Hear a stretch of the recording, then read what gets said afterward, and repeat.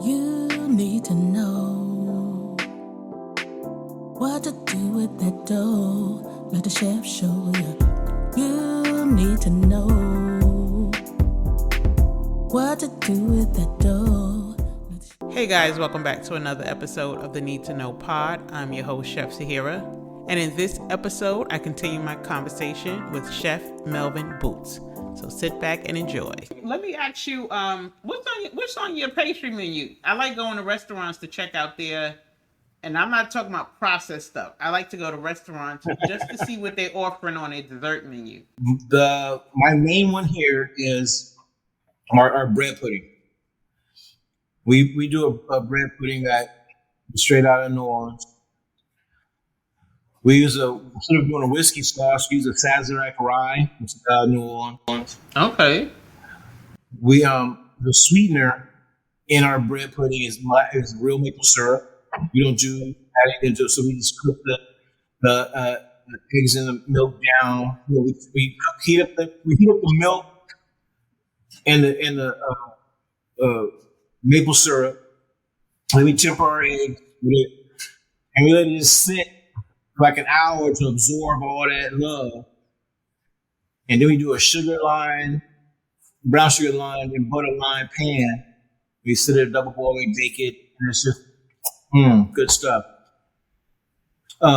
We do a upside down type of peach cobbler, where you put them with the batter, soft rising flour, sugar, milk, egg. Then it breaks up over the peaches. We do that. I'm working on a banana pudding cake. So we're making banana pudding mini bundt cakes, and we're going to fill it we're cut it and stack it, fill it up with some vanilla pudding type of. But I gotta fill it out a little bit too. So it's I want like ooze, like a hot lava cake with the cream of bananas and all that stuff in there. Let me know when you perfected that. We'll take the drive again for that. Working on some red velvet whoopie pies. So I gotta temper some chocolates. I want to dunk the whoopie pie in the chocolate and then set it so it stands up. When I go to the table, I want it to stand up in the air on the plate where it's not staying down. That's kind of boring. I want it to be like it's dipped in chocolate, and the chocolate becomes a little base so it holds out from there. Do you have a recipe for that red velvet? I do. Okay. Oh yeah. See, bacon's my hobby. I didn't want to be one of those TV celebrity chefs that didn't know how to bake when they go on TV. So I had to have something in my repertoire. I make. The people go crazy when I got to be like, "Oh, chef, there's cookies on this catering menu. You making cookies today?" Oh, yeah, I'm making. Okay. I used to do. You ever heard of cornbread and buttermilk? And what milk? Cornbread and buttermilk. Yeah, my mother-in-law. My husband would tell me his mother would eat that cornbread and buttermilk. Yep. Right. Yep. I was raised on that. So my grandma would eat that all the time. Get some old cornbread, put some buttermilk in it. I was like the thing. So I have a friend here at Sugar Hill Creamery that makes me buttermilk ice cream. And what we do is we take our cornbread muffin and we cut off the top, flip it over, put that the buttermilk ice cream on there. We use macerated berries. We pour that on top. So you get that nice sweet, that spoonful of warm cornbread, that coldness of that buttermilk ice cream, and that sweetness of them cherries and stuff. Okay. Fun. You have that now? Yeah. Oh, okay. Oh yeah, we gotta come back again. Yeah. I have fun with it. You have a pastry chef there, or you teach? No, we just be making it up as we go. Okay. We experiment. We have fun. We have get like, let's try this. Yeah, and so yeah, that's fun. That's why I just want to do just regular banana pudding. Like I do something. You gotta do something different with it. What? I'm gonna put it. I'm gonna put it in a jar.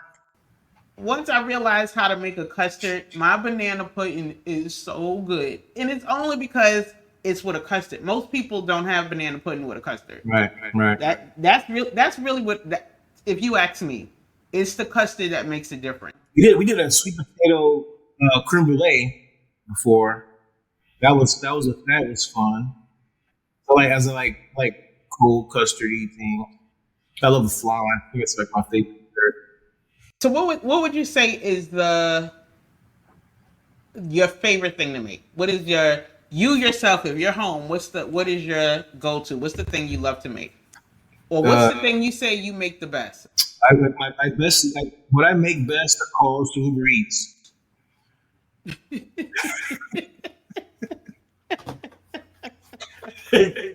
I got. By the time you get home, you probably don't have time to cook, right? I got that on speed dial. Okay. No, but so the better question I'll tell you is this way, because I'll ask this question to all people that I hear interview. Who are you on a? If I ask you to make me a dish, what defines you in that bite? So my answer is two things. I'm a Gemini, so I gotta have two answers. When's your birthday? June 2nd. Oh, my son is the first. That's why he's so nice. Y'all are nice guys. Yeah. Okay. So I'm two answers. So just follow me with this, because there's a who are you on a plate, or what's your death row meal? Okay, so those are two of the things. I'll give you all the answers. And when I give you these answers, I want you to hear it and then taste it and visualize it. Because that's what I look for when I'm hiring people. I ask them to make a plate. If they know how to cook, I can hear it in their answer. So my first one is I'm a slab of ribs. But that slab of ribs, let me tell you something about it. Mm-hmm. you clean that rib up, pull that skin out so you can expose that meat on the bottom of the side of that rib. And you got your rub. You got the brown sugar, chili powder, garlic, onion, a little black pepper. And you rub that rib on both sides. You got that oak wood on your smoker that's smoking. You open it up and it just hits you in your face with all that smoke. You talk a little bit. You throw that rib on that grill and it, right? 2 hours later, you come back. You grab that rib out and get some nice color on it. And you can bend it a little bit. And you can see right where the meat between the bones, it starts pulling apart from that bone. You're like, ooh, Jack, you pinch it. You're like, ooh, another hour. But then you wrap it in some foil. You put it back on there. You don't want no smoke to get on it. You just want it to be nice and start steaming a little bit, get soft. And you come back out. You open up that foil. You see that nice little red juice on the bottom of them ribs that's been sitting on a little bit. And you cut that rib, it'll tip off because you want to serve it. If you want that little tip part, you take that and you bite onto it, and those juices just hit. And then you get that sweetness of that brown sugar. You get that smoke in there, and you just like, and what it does, you're like, yeah, that's perfection. And it takes time to get that. It ain't that quick. That's something you gotta sit back and you relax. It takes time. My other dish that also takes time is gumbo. More complex. It's not as simple as a rib, so I'm a simple guy. But I'm also complex. So I like a nice gumbo. But you put your pound of butter in your pan, you weigh you out a pound of flour because you're gonna make your roux. And the roux ain't just because you got a cup of this and a cup of that. No, you gotta have exact measurements. So you have to have it's like 1 pound of butter and weigh out 1 pound of flour. That butter just gets a little bit, then you put that flour in, you start that roux. it starts going. It takes you some time. Put the fire down a little bit, come back to it, and you're like, start doing some of the your mirror part together, or we should call it Holy Trinity. You start chopping that up, and that ready. And that brown roux starts going. You can see how it changes. That roux gets tight and it loosens up a little bit. You gotta stir it and get it going. Sometimes you walk it too long and they got a little burn on the bottom, but you gotta whisk it out real fast or it starts scooping out. You can taste that burntness. Ooh, you can. You can. If you don't know what you're doing, it's ruined. But if you know what you're doing, you can whip that sucker out. Because I'm getting there. Where that burnt part is, it's not really burnt. Sometimes it's too dark, and you gotta like whip it out and smooth it out again. And then you got your Holy Trinity together, and you throw that in on that roux, and then all of a sudden with that hot roux. Got in with those peppers and onions, that water pulls out for them vegetables. Then you season it and get that going. And then you start adding you start building your flavors. Get that okra in there, get that gumbo filet in there. See, that's 3 thickening agents in that gumbo, which is well, why are you doing all that? It's all flavor. It's gonna build out and boil out. Comes nice and smooth. So I'm as simple as a bread. I'm as complex as a gumbo. But then my death row meal, you're gonna be surprised. What's the last bite I want in my life? You wanna take a guess? My death row meal is a hot dog. Let me tell you what's good. A hot dog with some coleslaw? Okay, just saying. But not just a regular hot dog. You gotta have one with the skin on it. So you gotta hit that grill and they tighten up. So you bite into it and snap them, juice pop in your mouth. You got that flour instead of that mustard and that kraut, or you want that coldness, that chili and put that chili and coleslaw on there. Yeah, just bring me a few. Just bring me like three hot dogs, and then y'all can zap me.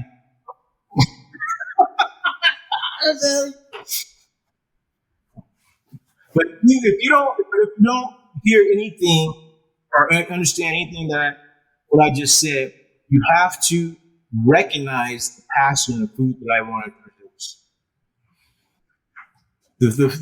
Me describing food to you, you can tell where it comes from. It's not out of a book. It's out of the heart. And your husband, he probably he won't eat angry meals. Do you eat angry meals? You mad your husband? He'd be like, oh, I'm gonna go over here to Chick-fil-A. If I'm angry, there is no meal. If I'm angry, there is no meal. That's when you're working it out on your own. You might have to eat the hot dog. But my main thing is I watched one. We're celebrating Black History Month this month, and we're in a time where we're under attack, and we're under attack in a lot of places. The one thing that we can do, and we can hold strong to, is our food and our culture. And I cook from there, and I celebrate that all the time. And I want people to, we're here to express ourselves in our food. We cook everything. We cook it all. But so whatever you cook, express yourself. Learn the recipe and then forget it. Because after that, you're expressing yourself. So, celebrate our culture, celebrate our families, where we need to cook and sit around the dinner table and put your phone down. I'm tired of going to restaurants where people and sitting in front of you across each other and they get out there on their phone. I was looking one day. I was at my restaurant. I'm sitting there. There's a couple sitting there, and the woman's playing a game on the phone. Just eat. Talk to your person. This is ridiculous. I believe that attributes to what we're dealing with now because everybody's so into everything else on the phone and social media, and then you're not really focusing on what's going on in front of you, and that's why they're able to just do whatever because all you know is they're going to take TikTok away, but okay, now it's back, but that's a whole nother topic, but It's all distraction. It's all distraction. yes, It's all distraction. yes. We need to get back to where, as black men, I can speak for what I think that we should do. But we need to be in the part where we are, taking care. I'm not going to say the word taking care of, but just being there, like, we need to get back to that family structure of just cooking with the family, my kids come home homework. Let's go, sit down. I'm right here. I could be doing something on the computer or whatever too, but we's right there doing our homework. We in there. I'm in there. I'm in the kitchen making snacks. When he came home from school, had to get ready with that. No, he can't have that yet. You gotta have your dinner. These kids need structure. Yes. And either be That's there. one thing I did with my boys, but they're grown now, but I was very conscious. Every Sunday we sat down at the table and we would go around the table and say, how was your day? Because sometimes you don't know what your kid's going through.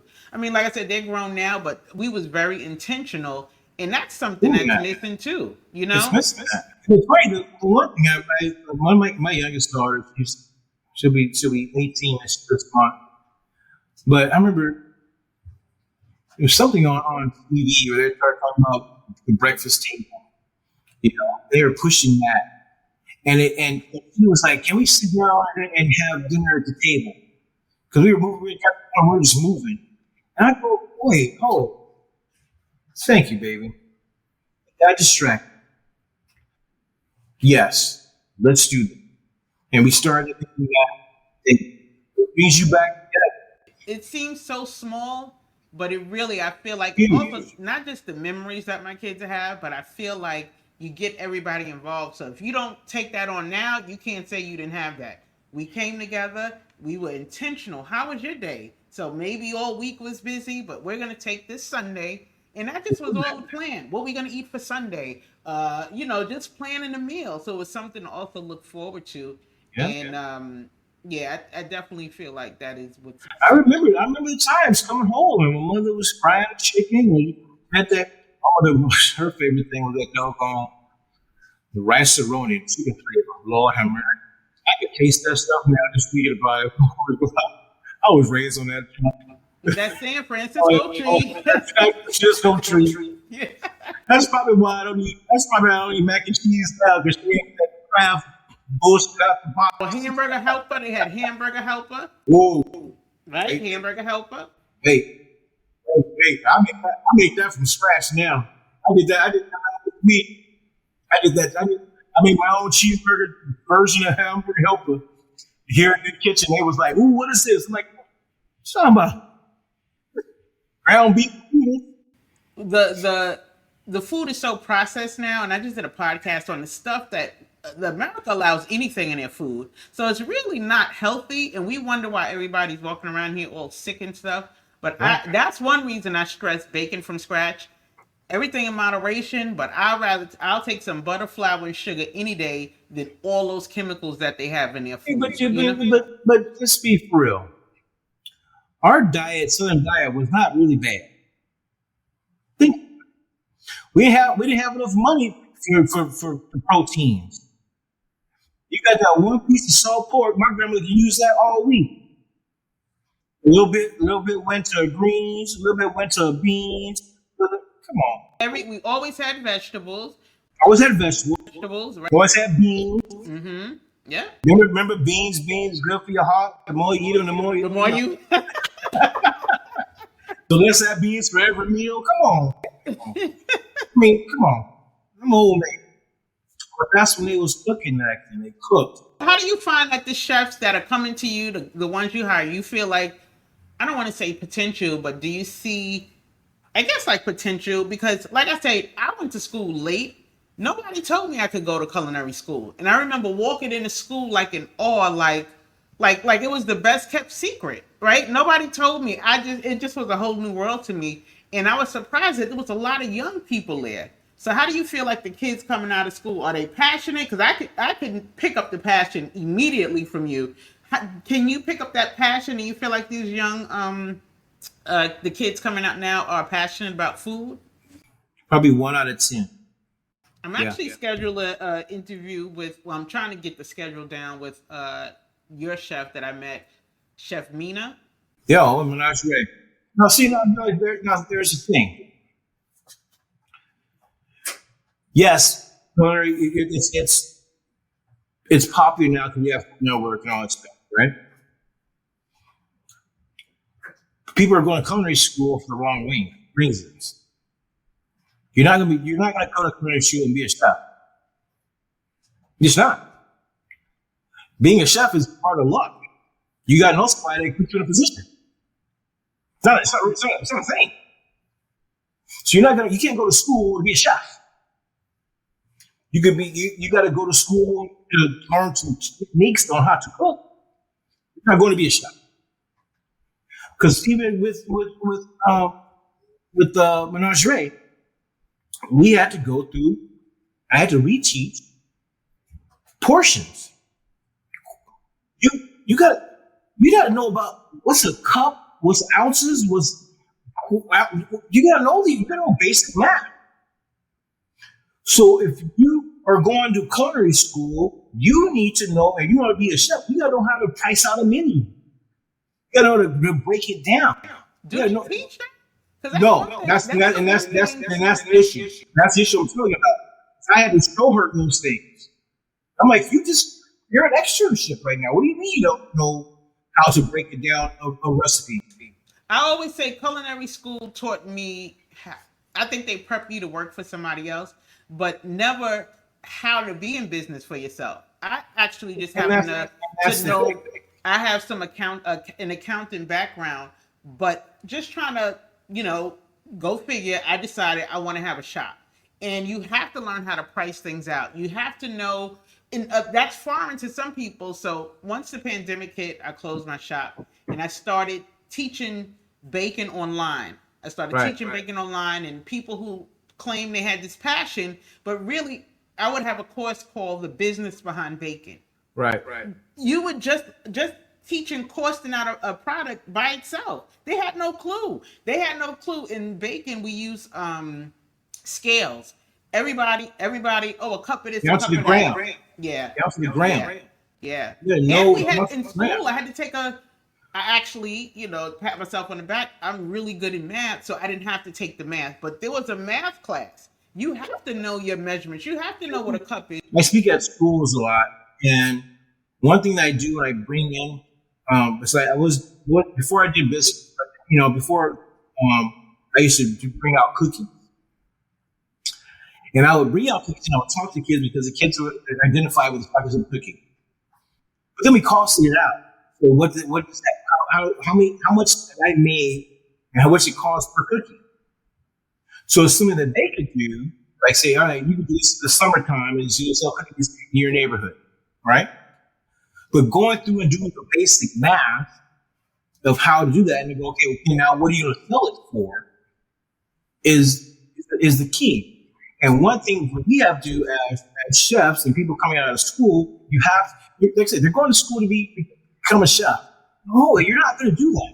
You have to know how to run a business. You have to know how to cost things out. You have to know how to deal with people.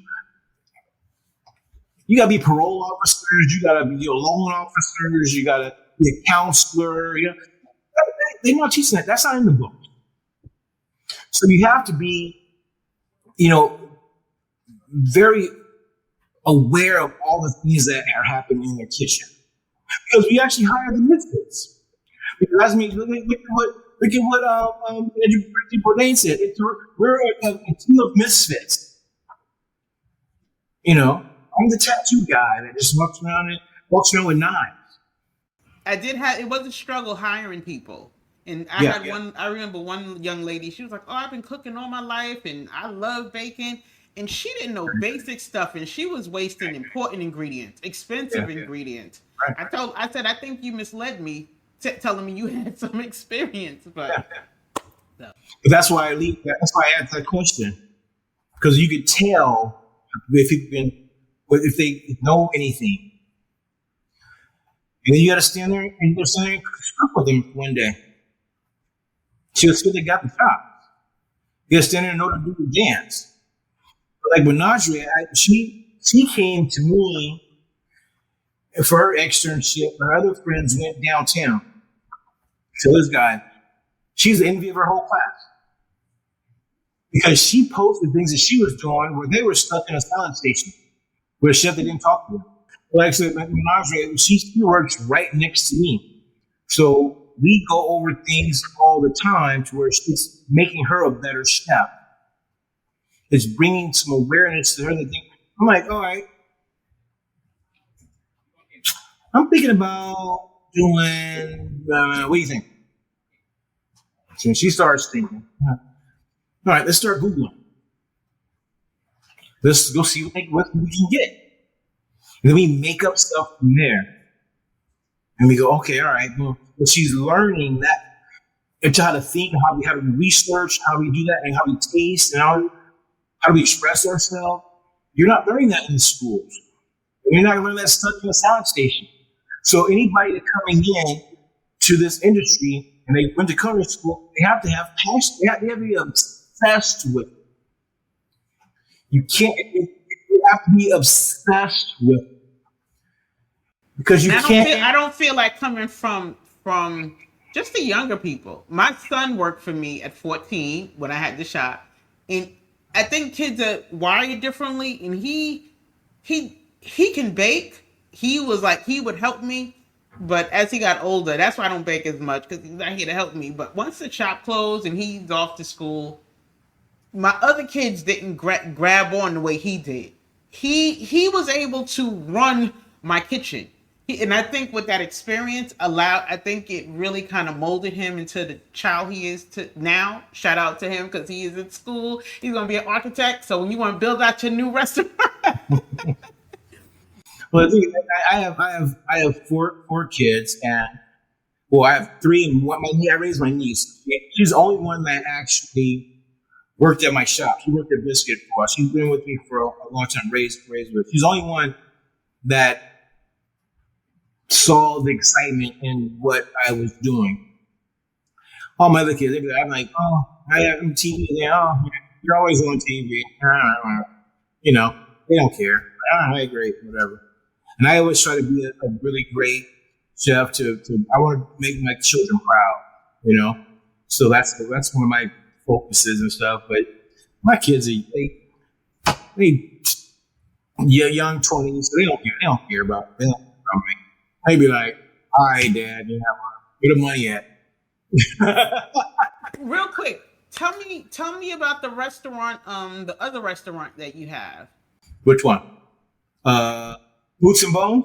Yes. So Boots and Bones is in St. Croix. They opened up last month. Oh, okay. It's I was able to buy a restaurant in St. Croix. I've been an entrepreneur all my life. So I don't have those 401ks and all that stuff that everybody else has. I've always just made up another job for myself and cooked. Food trucks and blah, blah, blah. So I bought a restaurant for a retirement project. So somewhere I like to retire to. I could sit back and, cook or not cook or, just kind of live on an island and have a restaurant. So I had a friend of mine that was the same age. We both had the same amount of kids, both restaurateurs. He did more burgers and stuff, and I did what I do. We're both, tattoo guy. We have the same tattoo artist. I lost him in a car accident a couple years ago, and there was something back in like 2020 or something. And we came with the idea of doing a barbecue spot called Boots and Bones. I'm Boots and he's Bones. So I've actually had the opportunity to open up Boots and Bones in honor of my friend that I lost a couple years ago. So this restaurant is a tribute to my friend, and it has both of our energies in there because it's all like manly and grumpy and tattooed and burgers and barbecue. It's a combination of both of our restaurants in one, and it's in Croix. It's in downtown Christian, and so it's a fun little spot, and it's a tribute to keeping my homeboys' spirit alive, and actually celebrating both of us and what we like to do as chefs. Okay. I'm glad I asked that question. Who would have known? I'm glad I asked that. And how is it doing? How is it doing? You said you just good. Yeah. It's doing real well. We started, and then here's another thing with like knowing your business and knowing your value. Okay, in St. Croix, it's a small island, and the guy had a delivery service in St. Croix, like Uber Eats. So he comes to me, and I was down there opening up. I go, yeah, all right, great. How many deliveries do you guys do? He go, we do about, we got the website and everything. We do about 30 a month.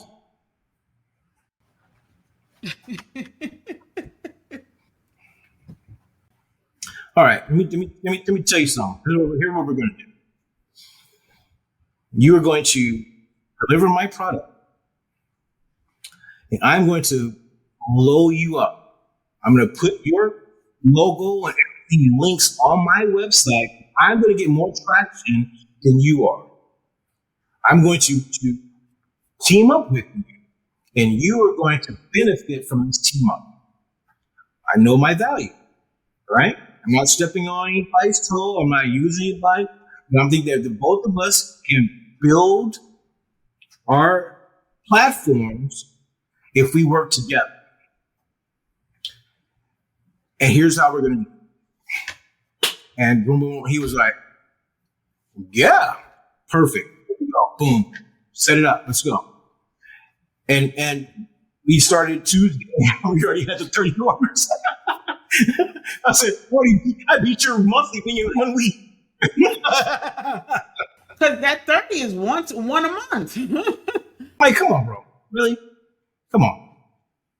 His driver was like the other day, he did like 7 orders in 1 day, and he was like, yeah, bro, come on. If we're new and we're the hot new thing, you're gonna benefit from being on the Hot New Things website. Right. So let's figure this out where we're gonna build you as you build us. And now we take over the whole island. And I got the monopoly of it. Let's go. Gotcha. We'll deliver from ice from tip to tail. We gonna deliver from rooter to the tutor all the way. So it's a really fun spot. So I'm really excited about it. We're gonna expand the menu a little bit. I go back out there. I go once a month to St. Croix to make sure things are great. And we're about to really explode that. We sell and we continue. I have a barbecue line called Red Cup Barbecue that I put on pause during COVID. We're going to relaunch it again out there and sell the barbecue sauce. We have 4 different barbecue sauces. Red Cup is also a tribute to men's health. Every time you grew up, you had a party, you had what's in your hand. So even my coffee cup here is the Red Cup. But it's and what we do is we do a lot of benefits for prostate cancer awareness, like that. So that's in men's health. So we use barbecue and burgers and and booze to promote, these are things that we do, but also here's how we help with our health. So it tries to go all full circle. And Harlem Biscuit Company, same thing. Harlem Biscuit Company, HBC, Historical Black College, we do things that are charitable. We used to give back to the historical Black colleges. I went to Clark. So everything has to have a story to come back around to give back to our community. Like our logo, our slogan at Biscuit is change our community one biscuit at a time. And our slogan down at Red Boots and Bones is always a good time with a red cup in the hand.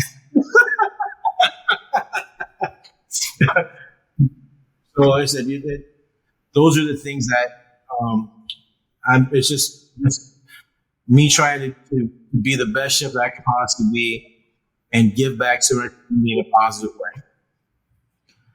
So I will fried chicken and burger.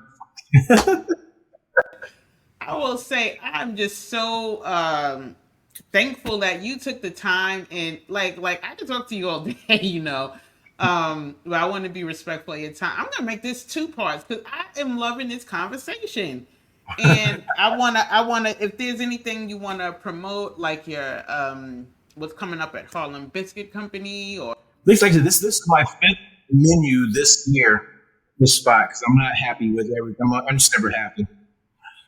I just want people to come out and support all 3 restaurants. They all have a really good food.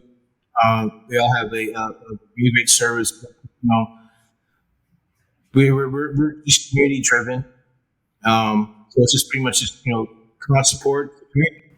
I'm glad that I went to Harlem Biscuit Company because what I missed, I grew up in Queens. I'm in Staten Island. And Staten Island doesn't have the same vibe as a Harlem, like the community, right? Staten Island is very, like, you kind of like in the South, right?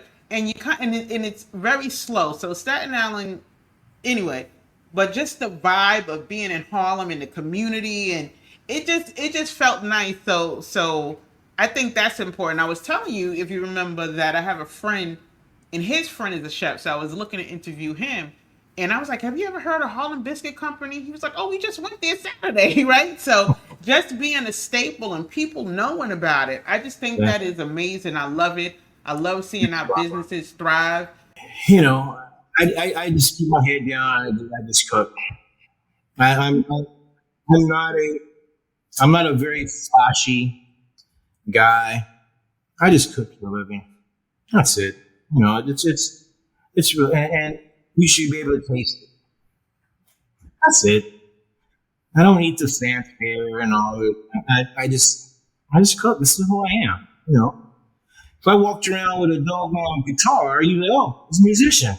But it's just, and like I said, cooking our food is very, very important to me, and I just want to do it right. Especially for, the Black women that have fed this nation forever. Now they're talking about, the smartest people in the world, Black women. We have most educated women is Black women. And, my food is a celebration of Black women. It's what I was raised on, As quiet as a cat, we was feeding them. They ain't quiet. They just don't want to talk about it. We was feeding them. But okay. Look, preach. Preach. And that's the thing is like I'm unapologetically Black, and I cook Black food, and that's my specialty. I do it because my grandmother's flavors on a white linen tablecloth. I've been doing that for a long time. So, and now it's just always a celebration of that. And that's it. Super simple. Okay. Well, I want want to thank you, Chef Boots. I want you. You better save my number. Wait, I don't know if you have it, but yeah, because I know you did the thing you said for Harlem Week, so I want to be on the list. But I want us to stay connected because I just feel your energy. I love it so much. And I love that you One are second. for us. Yep. I love that. And sometimes people aren't comfortable saying that, but you are saying it with your full chest. So I appreciate that. I I definitely mean, I appreciate can that. only do one thing. Yeah. And And just like I said, your spirit that you came, because I asked the lady, is the chef here? I just took a chance, right? And then when you came down, I told my husband, I said, he really didn't have to come down. And you took us around the kitchen. I appreciate that. That says a lot. That says a lot. You could have been real snooty, like, I don't know her. But I appreciate that because you did not have to do that. I want to inspire people to cook at home. Even though I don't, because I'm usually home alone and I get tired. I've been doing eat for days. I could, but if I had the children at home and all stuff, and I would, cook stuff. It's just cook. Slow down and cook. I didn't say put it in a microwave or put it in an air fryer. My air fryer is for heating up pizza. Your French fries. We have to get back to cooking. And well, there's one thing too. I mean, people ask me about, how do I win these competitions, cooking, or how I do this, or how I do that. Because I cook in the box. But That's a question I have for you because people would ask me, "Oh, you should go on like not chop, but like maybe like one of those baking competitions." Like for me, I always felt like I was too grown, so I don't want to be judged. And sometimes this never felt like that's something I wanted to do. I don't know. I just felt like I don't want them judging me. I'm too grown to be judged. They may say something smart that I don't like. So how was that experience for you? Experience was great. You know, let's look at it as a marketing thing. Oh, okay. That's how I look at it. Okay. It's all marketing for me. Okay. Luckily I was fortunate enough to win, but it's all about being exposure to bring business to my restaurant. The only reason why I did. It wasn't until COVID hit that I had to understand marketing. Because some people think, oh, I'm not a cook, I want to open up a place. With no business background, no. I didn't understand marketing at the time, right? So for you to say that makes so much sense. But back then, when I was thinking about it, I had no clue about marketing, none whatsoever. So that's what I do it for. I do it to give. It's all about branding and getting your name out. That's how they did it, And for me, is I mastered the box. You can think outside the box all you want. If you ain't mastered the box, think outside of it, ain't gonna do shit. Yeah, I cook in the box, so then I'm able to judge when I should go outside of the box. But I have that base. I have that grandma. So you gotta know the box. You can't make collard greens all outside the box. You don't know how to make it basic. Right. Right. Well, I'm gonna do this. I'm gonna get my tweezers.